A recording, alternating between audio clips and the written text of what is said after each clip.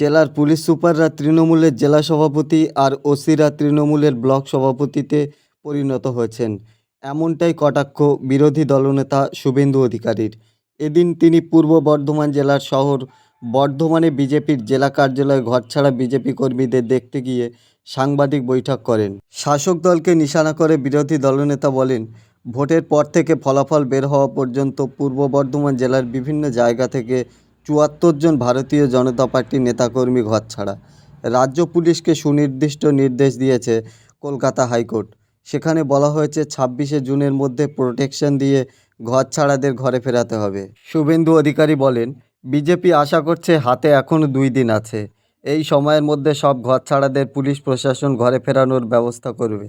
Police রক্ষক হয়ে ভক্ষকের কাজ করছে বলেও কটাক্ষ করেন তিনি। শুভেন্দু অধিকারী বলেন, সমস্ত নির্বাচনটাই পুলিশ আর আইপ্যাকের লোকেরা করিয়েছে। রবিবার সাংবাদিক বৈঠক থেকে রাজ্যের বিরোধী দলনেতা আরও বলেন, তিনি ঘরছাড়াদের তালিকা গোটা রাজ্য থেকে সংগ্রহ করেছেন। তার মধ্যে ৩,০০০ থেকে ৩,৫০০ নামের তালিকা এসেছে। বর্ধমান থেকেও ৭৪ জনের নাম, মোবাইল নাম্বার, ঠিকানা সহ বিস্তারিত পেয়েছেন। সব তালিকা তিনি হাইকোর্টে পেশ করবেন বলে জানিয়েছেন। বিরোধী দলনেতা বলেন, পশ্চিমবঙ্গে নির্বাচন এলেই একটা হিংসার বাতাবরণ তৈরি হয়, যেটা ভারতবর্ষের আর কোথাও হয় না।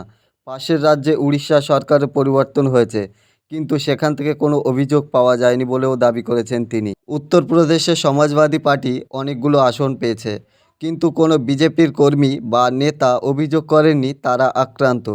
ত্রিপুরা থেকেও কোনো অভিযোগ আসেনি, একমাত্র পশ্চিমবঙ্গ যেখানে হিংসার ঘটনা ঘটছে। তিনি বলেন, পশ্চিমবঙ্গের কালো অধ্যায় চিরতরে শেষ হবে বলে তারা আশা রাখছেন। পাশাপাশি তিনি আরও বলেন, রাজ্যের সব জায়গাতেই তৃণমূলের ২টো করে গোষ্ঠী রয়েছে, যেমন এই বর্ধমান শহরে খোকন দাস গোষ্ঠী এবং রাসবিহারী গোষ্ঠী রয়েছে। এটা সবাই জানে, বলেছেন বিরোধী দলনেতা শুভেন্দু অধিকারী।